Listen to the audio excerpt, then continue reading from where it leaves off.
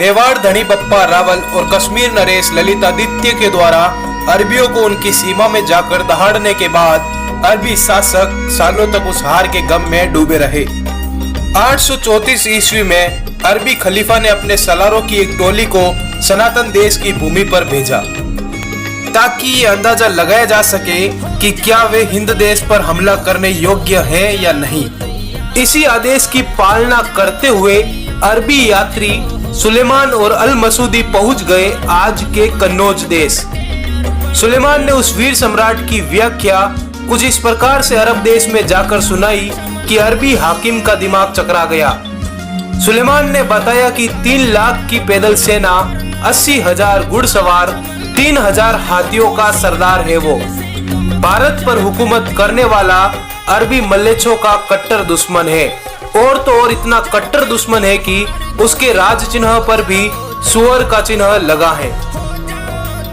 हिंद देश के उस महान सम्राट का नाम परम महाकाल भक्त आदि वराह चक्रवर्ती सम्राट महापराक्रमी गुज्जर श्रेष्ठ मिहिर भोज देव था।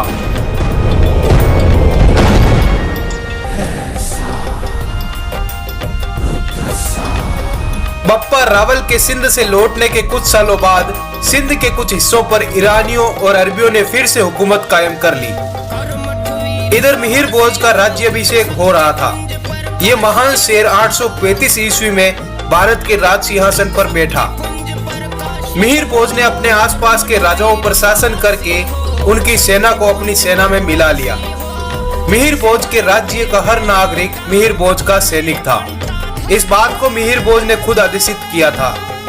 मिहिर भोज के राज तिलक के बाद अरबियों पर मानो अंधकार के काले बादल छा गए थे, क्योंकि अरबी मिहिर भोज के दादा नागभट्ट सेकंड के प्रकोप को झेल चुके थे।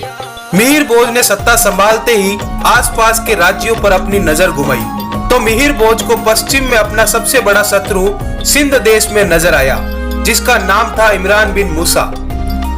सम्राट ने अपने सैनिकों को आदेशित किया कि वीरों के लिए धर्म रक्षा का समय आ गया है। हे वीरों, पश्चिम से आ रही आंधी को देखो, वो सैलाब बने उससे पहले ही उसे खत्म कर दिया जाना चाहिए। हिंदुस्तान के इतिहास का इतना कट्टर हिंदू राजा आज तक कोई नहीं रहा होगा, जो अपने आप को मल्लेच्छों का सबसे बड़ा शत्रु स्वीकार करता था। इस स्वीकारोक्ति का उल्लेख स्कंद पुराण में भी मिलता है। खैर, हिंदवी देश के गुज्जर श्रेष्ठ कालभोज मिहिर भोज अपनी 3 लाख की सेना के साथ सिंध की तरफ हर हर महादेव की गरज के साथ निकल पड़े। 839 ईस्वी में हिंदवी देश की सेना इमरान की सेना पर काल बनकर टूट पड़ी। इस युद्ध में मिहिर भोज खुद महाकाल का स्वरूप धारण कर चुके थे। उनको रोकना किसी बड़े से बड़े ब्राह्मण के हाथ में भी नहीं था। कुछ ही पलों में मिहिर भोज ने सिंध के रेगिस्तान में रक्त की नदियां बहा दी। मिहिर भोज कभी अपने शत्रु को जिंदा नहीं छोड़ते थे। उन्होंने सिंध के किले पर भगवा बुलंद किया और सिंध को अपने राज्य में मिलाया। अरबियों ने जान लिया था कि नागभट्ट का खून अभी ठंडा नहीं हुआ है। ये गुज्जरों की तरफ से महाकाल के लिए अपनी गरज थी। इस बात का उल्लेख सुलेमान द्वारा लिखित किताब सिलसिलियुत त्वारीख में भी मिलता है और अल मसूदी की किताब अकबर मरुजुल में भी मिलता है।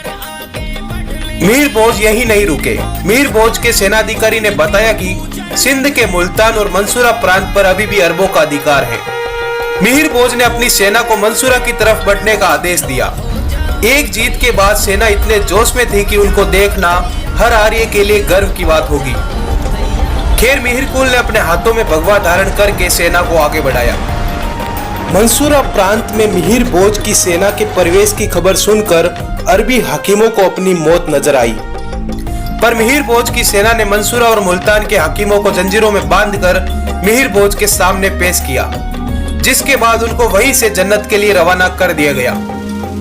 इस बात को आज के इतिहासकारों ने भी स्वीकार किया है कि मिहिर भोज अरबियों पर काल बनकर टूट पड़ते थे। वे अरबियों को अपना सबसे बड़ा शत्रु मानते थे।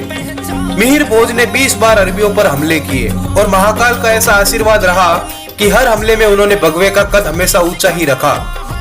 मिहिर भोज पहले ऐसे शासक थे जिन्होंने भारत की सीमाओं पर प्रहरियों को बैठाया, जिससे कोई भी अरबी नजर आए तो उनको तुरंत खबर मिले। सिंध में भगवे का परचम बुलंद करने के बाद मिहिर भोज बंगाल की तरफ निकल पड़े।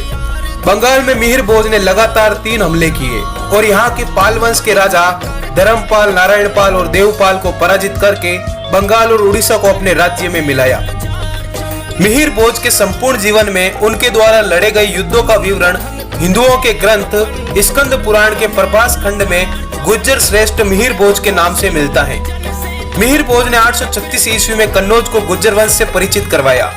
कन्नौज के बाद मिहिर भोज ने राष्ट्रकूट पर भी जीत दर्ज की और आज के कर्नाटक को अपने राज्य में मिलाया। गुज्जर शब्द का अर्थ क्या है? गुर का अर्थ होता है शत्रु और जर का अर्थ होता है विनाश करने वाला, अर्थात शत्रु का विनाश करने वाला। इसी गुज्जर प्रतिहार वंश को अरबियों ने अपना सबसे बड़ा खतरा बताया। उन्होंने स्वीकार किया है कि गुज्जर प्रतिहार वंश नहीं होता तो वे 12वीं सदी से पहले ही भारत की सीमा पर जीत दर्ज कर लेते। नमन करिए इस गुज्जर वंश को। मिहिर भोज ने अपने इतिहास में किसी भी राजा से मदद नहीं मांगी। मिहिर भोज का पराक्रम अरब ने भी स्वीकार किया। उन्होंने लिखा है कि मिहिर भोज मांगता नहीं छीनता है। आज के इतिहासकार गुज्जरों को विदेशी बताते हैं, जबकि गुज्जर आर्य धर्म की एक क्षत्रिय जाति है जो कि धर्म रक्षा के लिए अपनी तलवार लहराती है।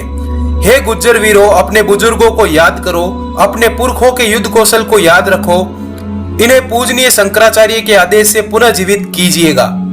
आज भारत के इस सपूत को कितने लोग जानते हैं, जो बप्पा रावल के बाद अरबियों के लिए फिर से एक दीवार स्वरूप भारत की सीमाओं पर खड़े हो गए, जिन्होंने सिंध में फिर से भगवा बुलंद किया। मिहिर भोज ने सनातनियों के लिए सीख दी कि तुम्हारा दुश्मन पश्चिम में है, तैयार रहिए।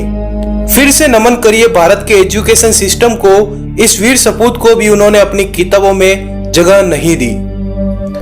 गुज्जर प्रतिहार वंश के शासक हमेशा से विवादित रहे कि ये गुज्जर हैं या राजपूत।